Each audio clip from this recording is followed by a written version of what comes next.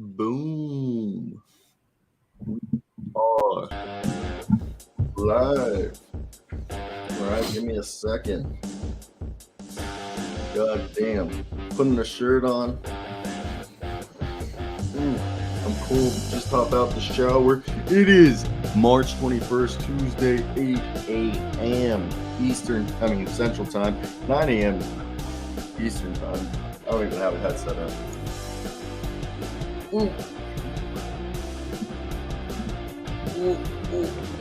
Let's get it. Alrighty, here we are putting the headphones in. Right about. How you doing? Good, how are you? Good. I tried out this vidIQ tags thing. We'll find out if it works or not. Nice. Yeah, it's $80 a month. So. Oh, how is that? Because it's like AI. You can generate descriptions, generate titles, It's like AI powered. Oh gosh. Yeah, so we'll find out if it works or not. Like if you look at our description, I didn't write that right now for the video. What's it say? The NBA is a hard sport to follow. Every game is full of interesting storylines and unexpected performances. In this episode of the NBA show, we take a look at some of the most talked about topics in the NBA this season. From Julius, Randle, and Santi, Aldama to the Magic's new strategy, this episode has it all. If you're a fan of the NBA, then this episode is for you. We watch as we explore some of the most fascinating storylines of the season, find out what's going on behind the scenes, tune in to see which players are getting the most of the attention and why. I hate AI, but for this reason, it's beneficial. It is. For us, it is beneficial right now. So we'll see how it works. What were the tags it was coming up with? Do you remember?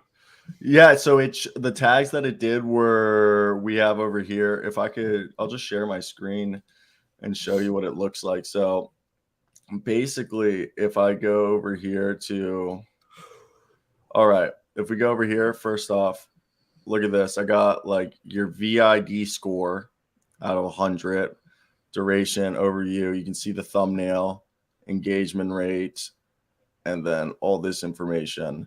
And then when you go over here, you have like it grades everything you do. And it has like a checklist of like what you need to do for every video to make sure that it's 100% ready. And it'll even generate thumbnails for you. Oh, wow. Jeez. Yeah. And then like keywords to base your description on. And then you go to like here, it ranks all your tags. Very cool. Yeah, and then it recommends tags, and then you can like boost this video. Like, I don't know what this would do, but basically that. So let's get right into it, and let's talk about what we had to talk. And I sent it to you last night. All right, let's get right into it. And what I said last night was we got to first start off with the best game on TV last night. Did you watch the end of the Utah Jazz versus Sacramento Kings? The best game was the Bulls Sixers. Okay, yes. You know what? I agree with that. That Bulls Sixer game was pretty incredible. I saw the end of that one too. But let's not count out these Jazz because that was one hell of a performance that they put on last night, and I loved every second of it. So let's talk about it, and then we'll talk about your Bulls because I do want to talk about something about the Bulls. Is we got to see the Bulls actually look like a good basketball team and showing that maybe they shouldn't blow it up. Maybe they just need to trade some players because a Pat Bev, Alex Caruso, Zach LaVine, DeMar DeRozan team with Pat Will ain't that bad. Maybe you trade Nikola Vucevic for a guy like Clint Capella. Yeah, all right, we'll discuss because I don't like that. Okay. What I'm saying is there is no superstar center going to be available for trade. I don't need a center, and we'll talk about that later. Let's talk about. Did a great job last night. I don't want to hear it. All right, we're talking about the Utah Jazz, and the Utah Jazz right here. Ochai Agbaji came out and said, "Ladies and gentlemen, let me introduce myself. My name is And no, this was a game where we saw Ochai drop 25. Udoka Azubuike, career high 13 points, 6 for 6 from the field. All right. He came out, showed up, had like 8 rebounds as well. Chris Dunn had a double-double, 18 points, 10 rebounds, a few rebounds, and a few steals. Ochai Agbaji with 27, 19 from Kelly O, 10 points, 5 blocks, and 8 rebounds from Walker Kessler, 12 points on 10 3-point attempts from Simone Fontecchio. What are your thoughts on this Utah Jazz team? They're in the playoffs. Ochai. The Cavs should look into Ochai. Do you think? I think he'd be perfect for him. Classic. Walker Kessler's the real deal. Talen's got that Chicago hunger. You know, they're a great team. I didn't watch a game because it's way too late for me, but good for them. Nice win. They're hanging in there. It's crazy. I remember talking about Utah. I actually remember sending you a text when Utah got off to their start, and I remember saying, like, make a Jazz video. And you're like, I forget what you said. You're like, I'll make one tomorrow or something. I'm like, just do it now. They just won, and it was a cool way to start the season, and they've kept it up. You're muted.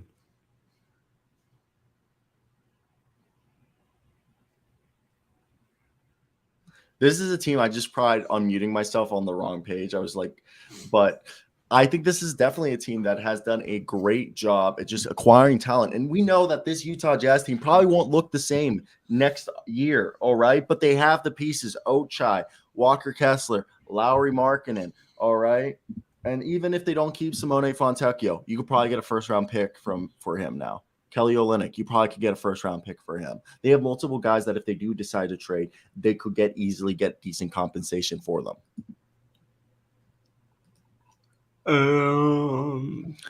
Yeah, I think Kelly O is perfect, man. I miss him on the Houston Rockets. There's so many teams that I feel like he's literally perfect. So, you know, Sexton's got to come back too. He's a great, interesting piece. I wonder where actually Lauri is on the MVP ranking. I wonder if he's even on it. But no, I agree. I think it's definitely Lauri. I don't know if he's on the MVP ballot at all, but where do you think he is on most improved? Oh, I think most people now have him winning because because there's been this whole thing where people have like argued this year. There's brought up a conversation that like, what really is most improved? Is it just raising your scoring total, or is it a guy like, which is like nothing against Shea. Shea is playing MVP ball, but it's like who actually most improved? Like Shea was already averaging 30 last year. He only just played 20 games basically. And the thing is the conversation is, a lot of people are saying it should be Lauri because he was somebody who went from being just a catch and shoot 3 stretch big man to like a number 1 option. Like that's, I think more and more people are agreeing like that's most improved player, that he like radically changed his game and like, like reinvigorated himself and like redefined who he was as a basketball player.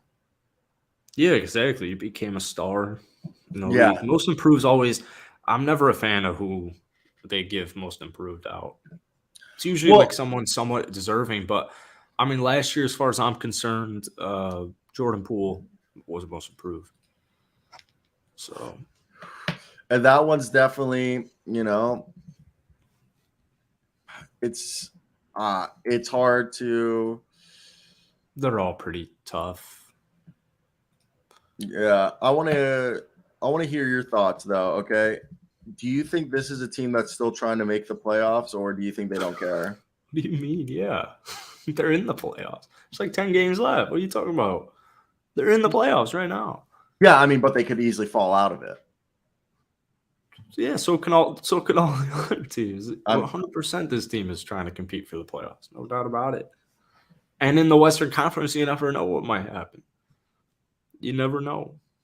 No, you're right. You're right. And that conference is just like almost asinine how like close it is. You know, people were talking about, oh my God, the West, it's wide open. But I mean, it's literally wide open. Like anybody could win that.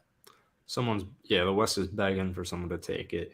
And I'm starting to come around to these uniforms. It kind of looks like I haven't came around. I'll never come around. Like they just don't hurt my eyes anymore. yeah, I don't like the white ones. I think those are extremely boring. These ones aren't too bad. I don't know. They kind of remind me of Oregon. Like if Oregon lost like millions and millions and millions in their budget, and they had to just like throw something out there, this is what it would look like.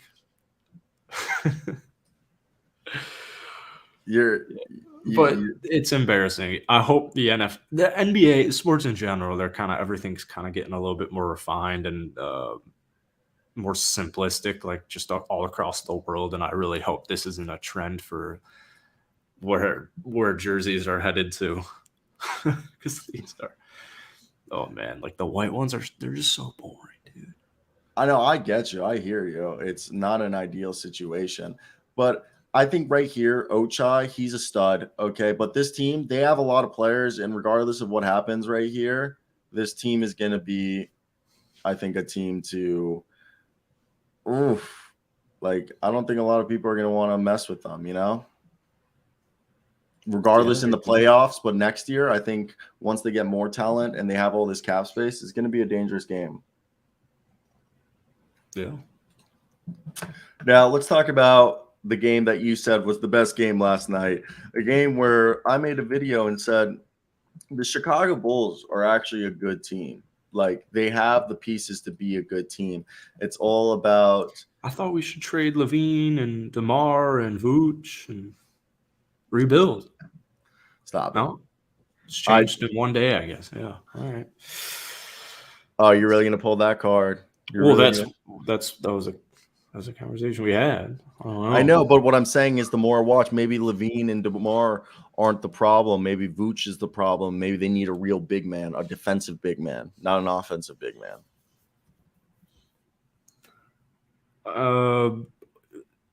There's like 4 of those in the league, so I don't. Yeah, that's why I was saying, like, a guy like a Jakob Poeltl or a Clint Capella would be perfect if you could sign and trade Vooch this offseason. Jakobs or a Jonas Valanciunas or a Steven Adams. I don't. That's why I was talking about Steven Adams. I don't think anything's gonna happen. I love Vucevic. I think they're gonna let him walk or sign and trade him. No, I mean, I think he'll be back, but he is very unselfish at times. There are times where he'll get a small man switched onto him, and you're just like, Vooch, take it to the paint, but there's a wide open Zach LaVine at the top of the key. I don't know. The Bulls are the 5th best defense in the league, and we're not a bad squad one bit. Some nights we'll have blowouts. We play really good against really good teams. You know, the Sixers turned the ball over a lot. Harden got shut down all night. Derrick Jones Jr. game-winning block. James Harden literally had nothing. He couldn't hit any shot. I think even though Joel had a 10th straight 30-point game breaking Sixer franchise history, I think they did a great job at shutting him down at the end of the game. I think like third quarter was really when he showed his domination, but he was dealing with some foul trouble. And I don't know, everywhere I've heard from like non-Bulls or Sixers fans are saying like, yeah, the reason they lost this is because Joel Embiid limited playing time, but they didn't limit any of his playing time, and he didn't fall out until overtime. And in overtime, this is the worry with Philadelphia is there are so many possessions where he doesn't get the ball. There's so many possessions. It's like, what are you?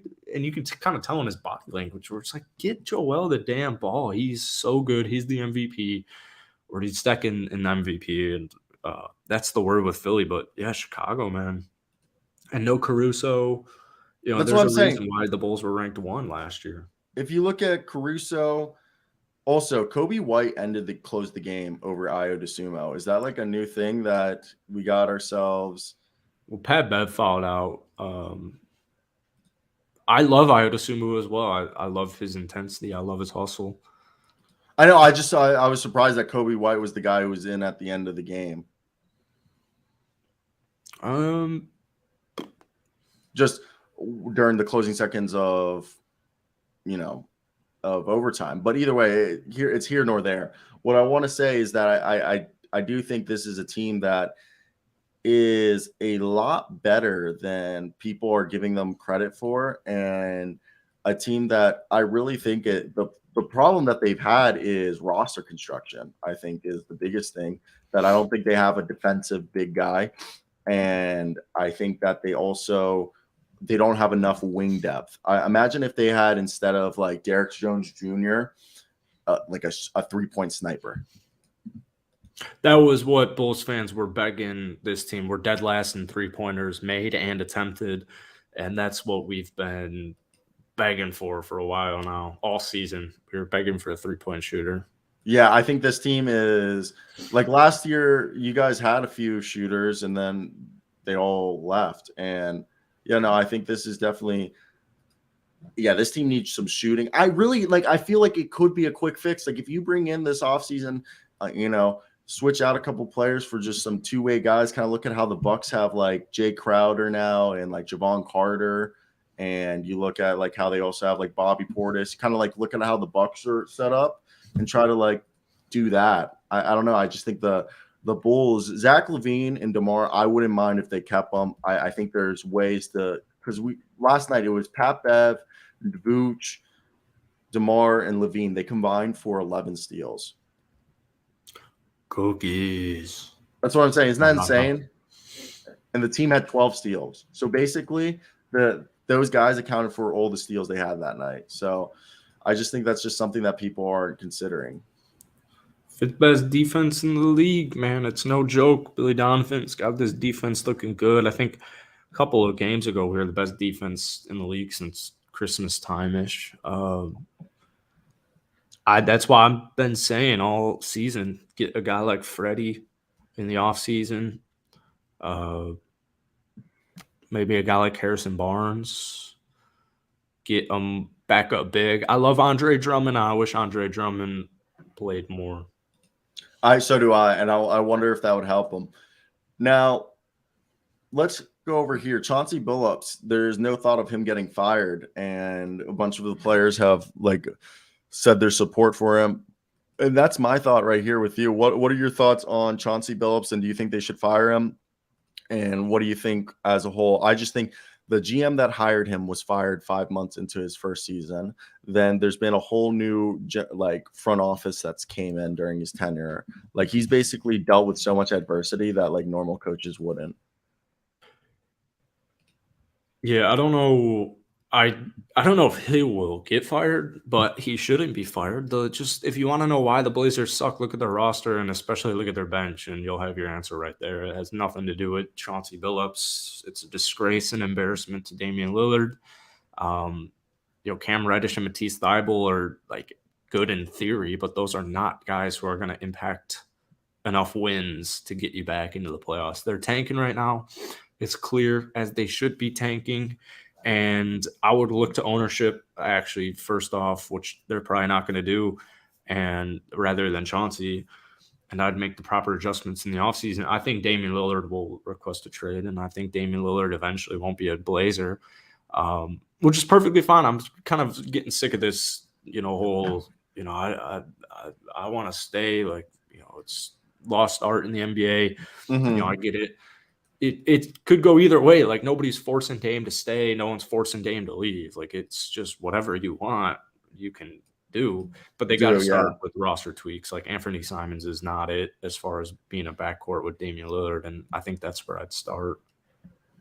Yeah, no, I think it's definitely something to look at because I think Jeremy Grant, I think you want to keep, but I think Anthony Simons is a guy that I wouldn't be surprised if they move on from. Nothing against him. It's just that let's just stop with the small guard next to Damian Lillard. Well, like what's with the fascination of small guard? We've talked about this before. They have the blueprint with the Golden State Warriors. With Steph Curry, they should be setting up the team exactly like the Warriors. Get a 6'7" shooting guard next to Damian Lillard, like Klay Thompson has been for the entirety of Steph's career. It'll help out defensively. And I've never understood their lack of desire to do that. And I think, yeah, no, I think this is a team that they got to go into this offseason and, really try to, build a roster that makes sense. Because they have a few pieces, but then the rest is a crapshoot. Yeah, I don't know how they're gonna do it. The good news is Simon's a dog, and he's a bucket. So hopefully you can get enough of what you need there, and then get creative and crafty with your money. I agree with Jeremy Grant. I think you I keep don't him. I don't think he'll be back, You, unfortunately. you know, I don't. I don't. I don't know. I don't think so. But what do I know? It's just tough, man. I don't even know how you fix this team, to be honest with you. I wouldn't yeah. even know where to start outside of a a better defensive guard. I don't need a Tony Allen at 2, but that's all their issues stem on defense. Yeah, and it's just I just want this team to just be good. And for Damian Lillard's sake, I think that's where we're at. We just want it for Dame, right? Yeah, I mean, I wish him the best of luck. We've been doing this for like a decade, so it's starting to get a little old to me. I don't think their ownership is properly equipped to really know what needs to be done. So I'm not, I'll be optimistic about it, but I'm not. I don't know. I thought this was a 50-win team. So did Prove me I. wrong. It's disappointing. I think it's just the best way to describe it. So hopefully they get a top draft pick, and you can go from there, just like last year. Because Shaden he's a beast. He's got a very bright future. So Yeah, no, I think this team. That's the other thing. They have assets. Like they're gonna have a good pick in this year's draft. They have Shaden Sharp. They have Anthony Simons. Like they have the assets to make a trade for a superstar. yeah, Like we'll with see what superstar it's going to be. Yeah, like Simon's contract is big enough to trade for a superstar. Then you have the Shaden Sharp and a lottery pick. Combine that's a superstar offer package, trade package. Yeah, Shaden leaving, it's depressing. Oh yeah, I mean, boy got bounce. Yeah, boy got hella bounce, but it's just being realistic about what might need to be done, and what. Yeah, it's going to depend on what does Portland actually view their future as far as Damian Lillard is concerned. Like, if we make this trade, do we have a legitimate plan to fill out the rest of our roster? Or is that something we're just going to, fingers crossed, figure out? Is that a move, honestly, with our franchise right now that we want to make? Like, do we think this gives us the best chance? Does it screw up our future? Yeah. Yeah, no, it brings up for my Blazers. Yeah, and we just want to see Dame in the playoffs because every time Dame's ever been in the playoffs, it's been freaking amazing. Okay, maybe that's me being selfish, but I just want it to be Dame time, and I don't feel like we've seen Dame time in a while. So that's where I'm at with this. And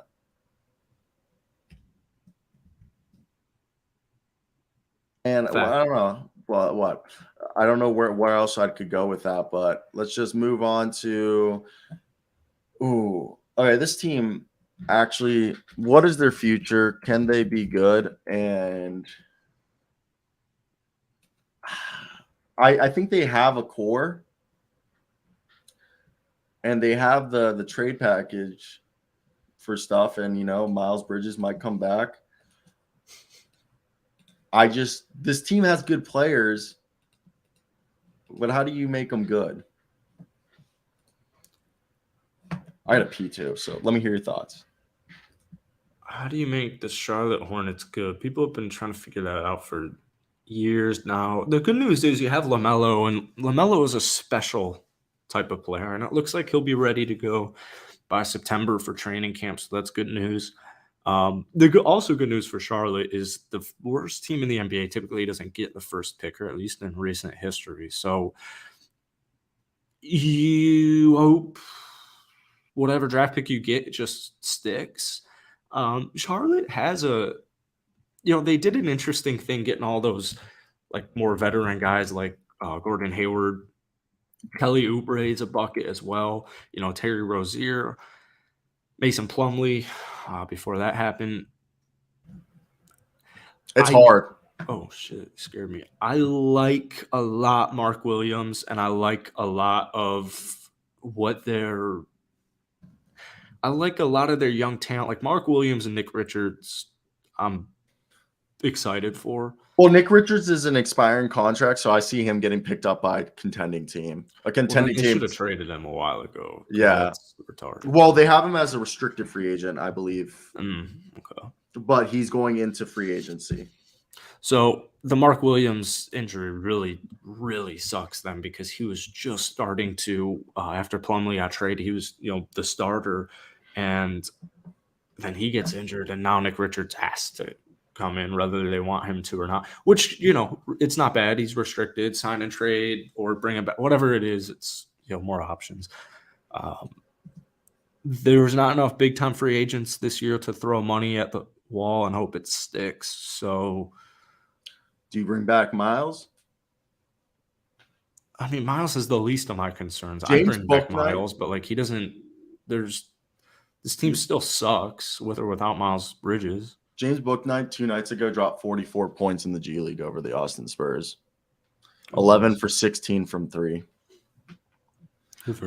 Right now with the Greensboro Swarm, James Bouknight's averaging 18, 5.5 rebounds, 2.5 assists in 23 games while shooting 46% from the field, 44% from 3, and about a steal game. In comparison, in 31 games last year, 12 games last year for the Greensboro Swarm, he averaged 23, 6.5 rebounds, 4.6 assists in 12 games, shot 45% from the field, 30% from 3, and averaged 2 steals. So technically his efficiency was higher last season, but his shooting splits are better this year. James Booker. I just think run out the young guys, figure it out this offseason, trade Gordon Hayward and Terry Rozier, bring back PJ Washington, and Kelly Oubre seems like he'll get paid. But like I feel like there's talent on this team and there could be something, but it's not like it's devoid of talent. I mean, I swear if like they get Victor Wembanyama and bring back Miles Bridges, this team could easily be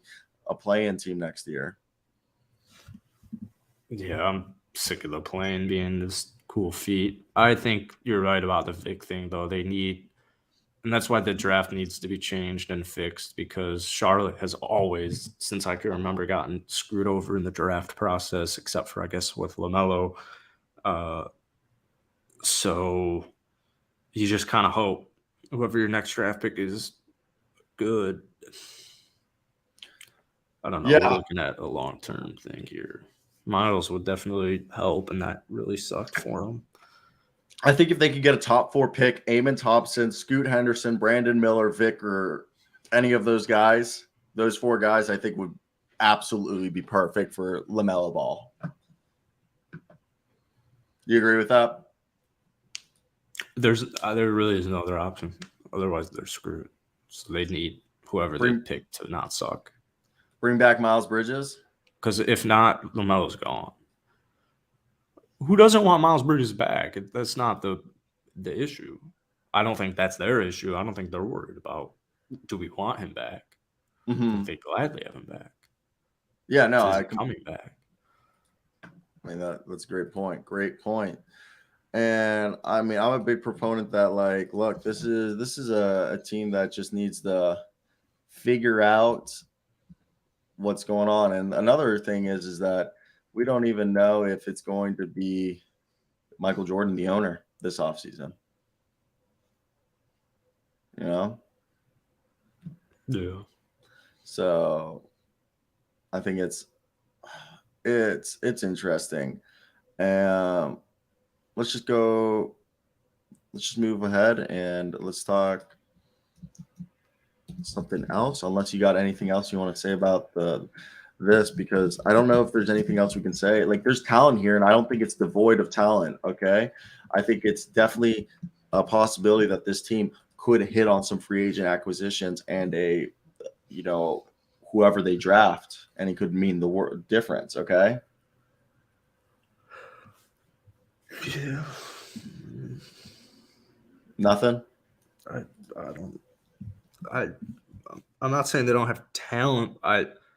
The loss of Miles Bridges sets them back several years. I think I'd go that far. I'd be that aggressive with it. It's like if I took, who's a good comparison right now? Jalen Green isn't a good comparison, but it's all I can think of. Like if I just took Jalen Green and took him off the Rockets, it's like, well, okay, that changes our entire. It would be way better. What? Or are you kidding? I would say that he just would develop. Like last year, Charlotte had one of the best offenses in the league. They're the fourth high scoring team. If I just if you use any team with a young, rising 20-point per game scorer and I just take them off their team, it's like, shoot, like now what? Like that really kind of screwed us completely. So, yeah. Yeah, no, I think there's talent there, but I'm not saying the clock's ticking, but it kind of is. It kind of is. Yeah. All right, let's pivot over here and let's talk about a man along the name of. Did you see the Grizzlies game last night? Yeah. Did you know who had 14 rebounds? Santi Aldama. Yeah. Or have you bought stuff? He looks so old. He had a fresh fade last night. He got a fresh haircut. Just looks like a old European, like 32. Yeah, not in this pick necessarily. You talking shit? No, he's just looks a lot older. He's older than he should be. No, I think it's definitely. It's the beard. It's the beard. Yeah. Do you think Santi is going to be the player that I've hyped him up? I think he's showing that, like, slowly but steadily, he's becoming a better and better player, and I think it's rather exciting to see his impact. Yeah, and it's tough in Memphis because you got Triple J, Steven Adams, Brandon Clark, and Xavier Tillman. But the Adams injury, the Clark injury. He's became the sixth man. Yeah, we saw Santi at the beginning of the season look really good. I'm excited for his career, no doubt about it. Any European player, to me, I think is a little bit more well-rounded. They really need Santi right now. Now, Ja's coming back soon, but like as far as bench scoring goes, like the loss of Brandon Clark is really big. That's just a real shot in the foot. It's now you're starting to see like the Luke Kennard. That was something they desperately needed. But Tyus Jones is a point guard, and he's now the starter. It was a must-win for Memphis just because at the time it looked like Sacramento was about to get blown out. Yeah, I mean, when you look at this situation with a guy like Santi, I just think it's Jaren Jackson Jr. and Santi. They give you the floor spacing. The thing is, Santi, he can pass the ball a little bit. Like, he's a very talented player where he's not limited to one thing. He's got like this combination of versatility and shooting and ball handling and rebounding that he's kind of like a Swiss Army knife for this team. I just think the big thing that we're overlooking here is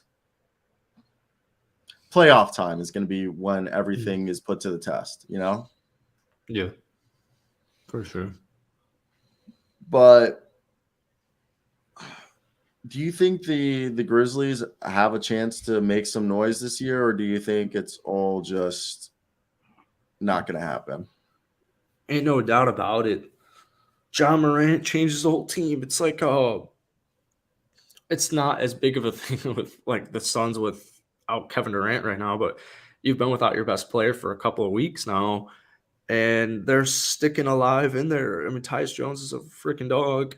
Desmond Bane's a freaking dog. Triple J's offense, his defense, he's D-boy. But Jaren Jackson Jr.'s offense his offense has been disregarded all season, when in reality, this man has stepped up time and time again, specifically last night, and just doing what he needs to do when he needs to do it. Steven Adams should be coming back by the playoffs, hopefully. Fingers crossed. You have Luke Kennard now, 3-point shooter. You have John Morant, who is just this swagger beast and a wide open Western Conference. So it's anybody's game. It's anybody's game. Now, if they show up against Golden State, I think that's where things end for them. But I don't like Dillon Brooks, but I wish the Memphis Grizzlies the best of luck, and I'll enjoy it. I agree. I don't think Dillon Brooks' life has sucked. Right, because he was an 18.5 point per game scorer, and now he's not. Well, everyone's just making fun of him. Well, he does it to himself. Oh, no, I agree. Alrighty, let's go right here and let's talk about this team. I know Andrew Wiggins is in the picture, but we've talked about we're not going to really go into detail with Andrew Wiggins. We're aware of the situation that's been, brought to everyone's attention, and we've just, said until somebody reputable comes out, we're not addressing it. And that's where I want to hear your thoughts. Do you think that this is a team without Wiggins, they can make a noise, or does Wiggins have to be there and this team has to be 100% healthy? Oh, Wiggins has to be there. And what is their ceiling if it's without Wiggins? Maybe second round. Maybe the conference finals, if they got lucky with matchups, because with Steph, Clay, and Dre, you never know. It's just because Wiggins is their shutdown guy. He's their shutdown guy. I mean, Wiggins was arguably the MVP in the finals. And he did so much for them against Dallas. So maybe they can tread water without him for 2 series. But I would imagine, and I guess the West is open, but I would imagine if you face up against a team like Phoenix in the finals, I don't know if they'd be able to get it done. Yeah, I there's multiple teams that I don't know if they get it done because they don't have a guy to shut down, like especially if Gary Payton II isn't healthy. They don't have a guy that's going to be able to lock down the opposing team's best ball handler. Well, I think Clay and Steph are underrated as far as what people think their defense is. So underrated is probably not the best word for it, but they're better than people think. It's just you need guys like Jonathan Kuminga to grow up really fast, and that's what Jonathan Kuminga has done. He's grown up really fast. He's still an extremely young kid. It's just if you're like, betting on it or you're thinking realistically, it's someone will probably be better than Golden State in the playoffs. But who knows? Maybe Jonathan Kuminga establishes himself as a rising star in this year's NBA playoffs. It's not it's not the most far-fetched thing that you've ever heard. No, I agree, and I think it'll definitely be interesting to see if this will. I want to see, and the other thing is people don't remember Jordan Poole was on one for 3 months. Exactly. Jordan Poole offensively needs to get back to, Jordan Poole because his defense is atrocious. I hate his defense so much. So much. I understand why Draymond punched him sometimes. Yeah, it's just, I don't think really like that situation. I don't think Jordan Poole is well liked by the vets in Golden State. I mean, yeah, they're personality-wise, probably like a 10-year decade difference. It's like me hanging out with a 13-year-old. Like, why would I hang out with a 13-year-old? Unless it's like my cousin, we'll be cool. But you know what guy they need? Hillbilly Kobe. I hate the Austin Reeves slander I'm seeing on the internet. It's like, oh, it's just because he's a Laker. NBA industry plant, and it's like, okay, these guys aren't watching Lakers games. This man is a good basketball player. 15 points per game, averaged 17 since LeBron's been gone. Yeah, it's not like it's just been this year. It's not like it's just been before LeBron got hurt. It's not like it's been just the last 7 games. Like Austin Reeves has been so underrated in his whole NBA career. This man was an undrafted 3-star recruit out of high school. He's the jack of all trades. I'd take Austin Reeves over Alex Caruso at this point. He's very vital to this Lakers team. Unless it's kind of one of those, unless you watch the Lakers before LeBron. Now the stats are there because LeBron's out and he's just on one. You never really saw it on the stat sheet. So Austin Reeves is extremely vital to this team. He's about to get paid. He's going to get paid handsomely. I love his tenacity, his willingness and dedication to improve. He said he studied James Harden and Trae Young in order to learn how to draw more fouls. He works his ass off on the defensive side. He makes high IQ plays. He's a team player. He's a coach's dream. So shout out to him, and I hope he stays with the Lakers.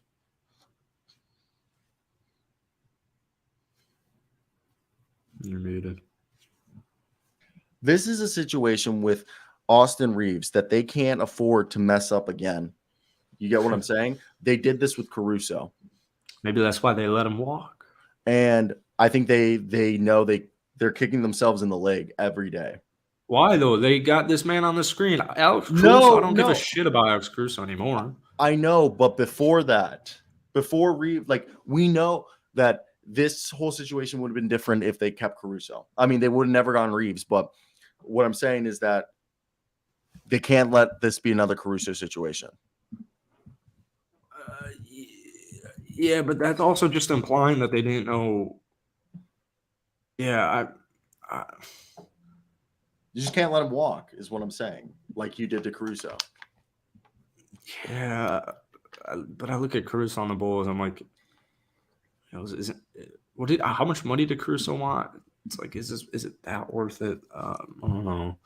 You're telling me Caruso only got the full level, mid-level exception. It was like a 3-year, $39 or 3-year, $36 million deal, or 3-year, $40, something like that. It wasn't anything insane.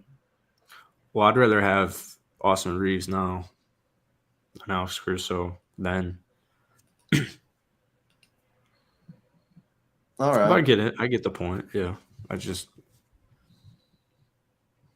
it. Okay, to each their own. Yeah. I'm so mad. I gotta meet K-State today.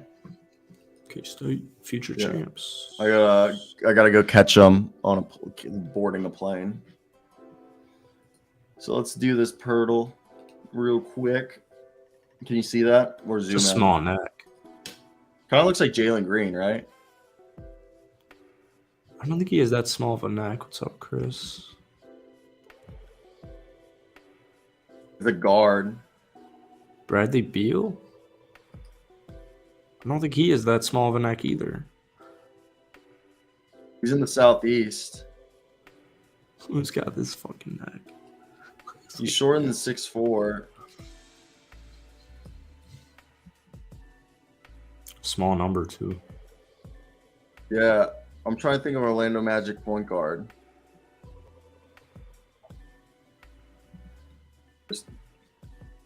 All right, so Southeast. What's the other 3 teams? Hawks, Hornets.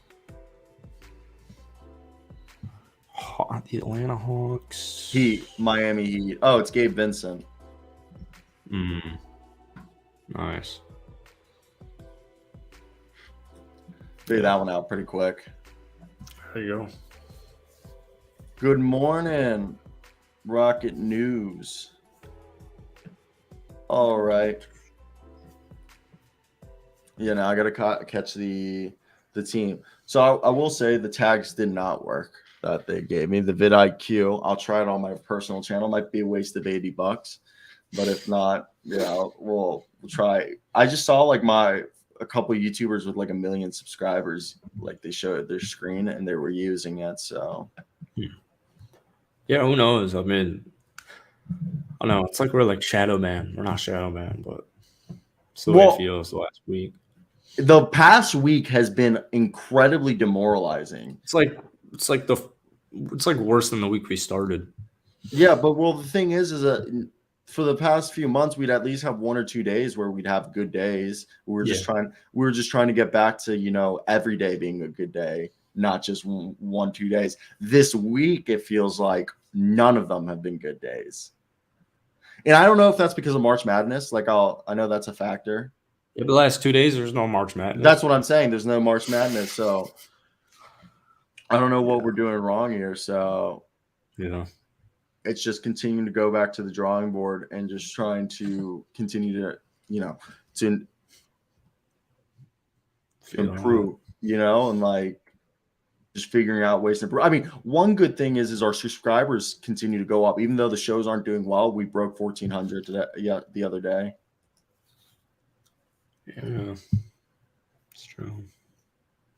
Like there are silver linings, but I think it's frustrating to look at this because even post, it's not doing anything crazy. Like the last one, March 14th, so a week ago, was our last good one. But then the crazy part was we were on a week stretch to start the month off where we were doing good, where from March 1st to March 14th, we had half or even 2/3 of our streams had a triple digits. Yeah, we had like a month or we had like 25 days or something with like one stream under 80 views or something like that. Yeah, right here. Yeah. February. All through February, it's basically almost like maybe 5 in February. I view myself as more of a casual fan, and from a casual standpoint right now, I have no interest in the NBA at all. The only reason I watch it is for this show. Otherwise, I would not. I would wait till the playoffs. I don't give a shit about. Do you think that's maybe right now? That's what we're going through, the NBA being low. And here, let me just share this screen. I wonder what like Google Trends would tell you. I was literally I'm going to Google Trends right now. Hey, thanks, Chris. So let's go over here past 12 months. Where are we right here? Rising. Well, right here, it doesn't rise until April, it says, when it picks up. Yeah, but then like at the lowest point in that was our best. Like every stream in like August has like hundreds of views. Past 90 days, it's been down. Yeah, but you know what I'm saying? Like when it was the lowest in the off season was when we had our best stretch. Yeah, because we were probably the only ones making content. Yeah. Yeah, we're the only ones making content from here to here. And that's right here. Yeah, like we're about to get the up period. See, we're right now, the upswing's right here. And there's the deadline. It'll be interesting. Either way, I do have to. Hey, Rocket News, love y'all. It's not even like that. It's just us trying to grow. I mean, it's not. I mean, is it demoralizing a little bit? But at the end of the day, I mean, it's just demoralizing. It's very demoralizing. But it's at the end of the day, it's us trying to continue to grow this and be able so it to be more interactive and everything. Just continue to get this to the next level. Yeah. Either way, I'm about to FaceTime Nikki, and she should be starting today the clips. So hopefully that, and she'll do the TikTok. So if you want, let's go. If you don't want to download TikTok on your phone, just send her the videos and she'll just upload them. All right, I'll throw them in the chat. All right. That's it for today. I am going to brainstorm and listen to some shit. But the other thing is I don't feel bad either because I look at the NBA show's YouTube channel and they get like the same numbers as us and they have like millions of dollars behind them. Yeah, it's just I bet their listeners on streaming sites are I would guess tens of thousands. Yeah. All right. I do have to go. I'm peacing out. Peace. Let me cue this up.